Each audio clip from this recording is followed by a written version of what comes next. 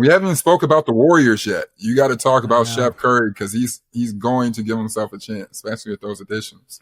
They're fascinating because I think bringing Kuminga back was the right move. Hopefully he's all the way bought in. If he's not, he might wind up getting traded by midseason. But getting that resolved and getting him back in on a contract that he wanted to sign, I think is a positive. I love the Al Horford addition. I think he's going to the right team to play for at this stage. I thought Boston handled Al really well the last couple of years, not pushing him past like that 30-ish minute per game range, not playing him in a lot of back-to-backs. And Golden State's going to have the same approach with Horford. And look, Kevon Looney was a big part of that team's success over the last 10 years, but he wasn't, especially in the second half of last season, wasn't playing all that much. So I think Horford is going to be an upgrade over him. But like, where do you have the Warriors penciled in then right now? If you're looking at that playoff field, where do you slot them?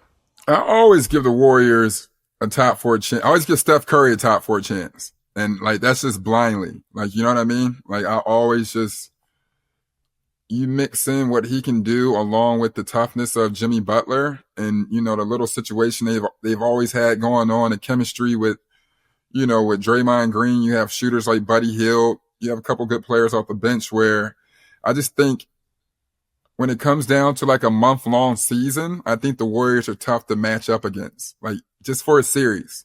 I think Steph Curry and Jimmy Butler are always going to have a chance. And I believe they'll make it to at least the semis in the Western Conference Finals, if not the Western Conference Finals.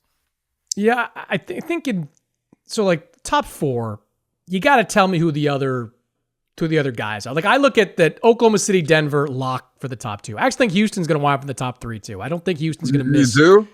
I don't think Houston's going to miss Van Vliet as much as people think. I think Amen is ready for that role. I think he's ready. I always like Kawhi and the Clippers. Denver, Clippers, OKC, Warriors.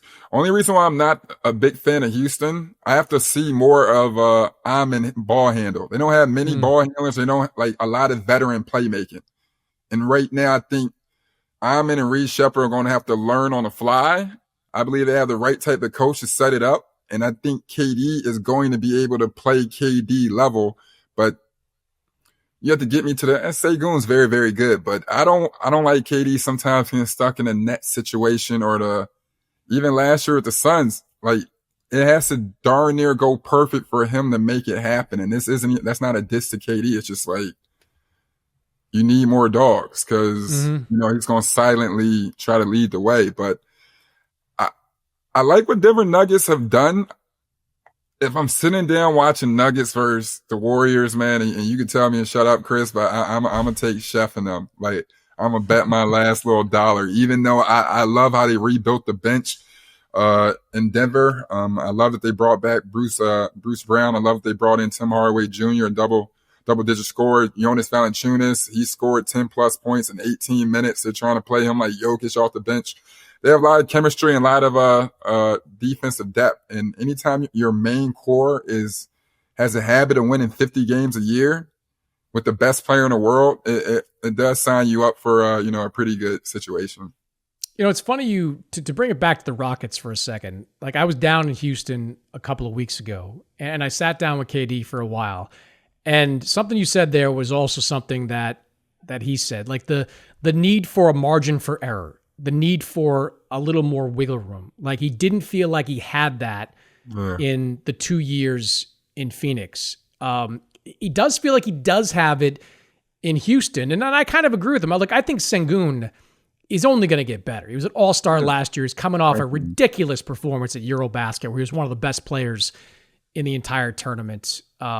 Jabari Smith, same thing, a year older, a little bit better. I mean, Jabari Smith's a 6'11 guy who wants to be a great isolation scorer. Well, he's got the greatest 6'11 isolation scorer ever to work with every single day in practice. And look, it's hyperbole, but I'm not sure there's like 3 guys in the NBA that the Rockets would trade Amen Thompson for. That's how high they are on this kid's potential. Like, he did a nice job in a short window filling in for Van Vliet last season. He told me all summer long, even before the Van Vliet injury, he said he and his brother were down in southern Florida working on guard skills, lead guard skills, trying to be better at that aspect of the game. Look, it puts more pressure on Reed Shepherd to be able to do something this year and make 3-point shots in an NBA game. But I don't know. I mean, Fred's a great locker room guy. Fred's a vet. But if you can get 35 minutes out of Amen Thompson at the 1, if he can be low turnover and just get the team into its offense, what they're getting from that on the defensive side is ridiculous. Amen Thompson's already a top 5 defensive player in this league. KD can still dial it up at times defensively. Jabari Smith protects the rim. They've got one of the biggest lineups you're ever going to see. I'm bullish, man. No, you can go 2-3 with the lineups as well. Only thing I'm just saying is like they're missing like depth of shooting. They don't have so many shooters. That's it. Like you're right. You got KD, you have Jabari, Smith when he doesn't want to go ISO 1-on-1, but you just need to find a couple more shooters. Fred VanVleet, he not only has experience, he has championship experience. Remember what he did in the finals versus the Warriors. He didn't miss. So that toughness, being able to space the floor and sometimes not. It seems like every team that KD goes on, when things break down, it seems like they have to use ISO ball. But now that they have Segun, I feel like they can play through Segun a little bit more dribble handoff, so it won't put so much pressure on Amen Thompson. But it'll be legit. I'm not mad at that either, man, because I want, KD's legacy to keep being added to, because we are looking at one of the best players. Yeah, the VanVleet stuff, he was great in the finals a long time ago now. Last year, he was. Last year, look at some of the numbers. He shot 37% from the field last year. Granted, I think he'd be better, we're not having to shoot quite so much with Kevin around. I just think that Amen is going to blossom. That's just what I'm buying into. I'm buying more into Amen Thompson than not buying into Fred VanVleet. I think Amen is just a special, special talent.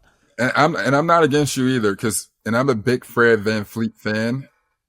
When you look at tier point guards, in a league, you might throw him in 4th or 5th. You just have lots of respect for him.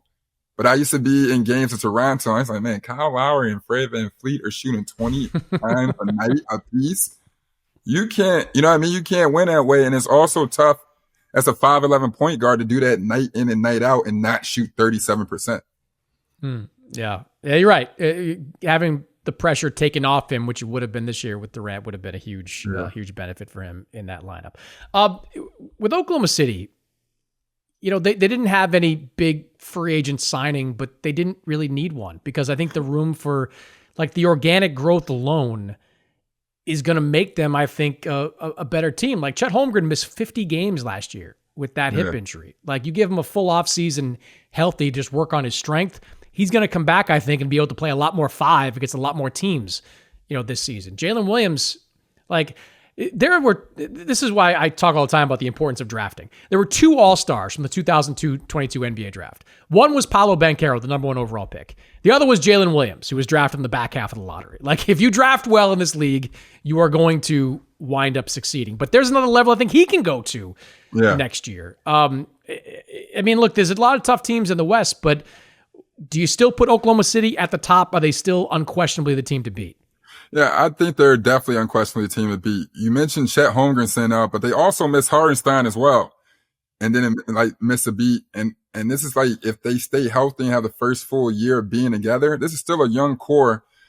Even last year when they lost in the finals, they kind of laughed it off. This was the NBA finals. And even when they lost to the Denver Nuggets, they kind of laughed it off a little bit. And they're like, this isn't a big deal. I think the confidence over there, what SGA is doing, Jalen Williams, I expect him in this conversation to move into the top 10 after the season.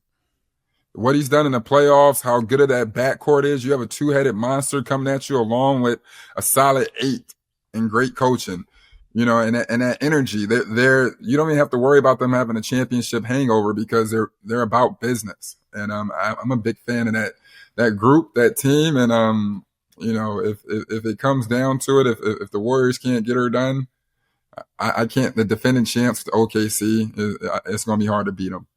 Man, you're taking Golden State against the world right now. Yeah, I don't know why either, man. Steph's had a rough week, man. So I'm going with Steph, man.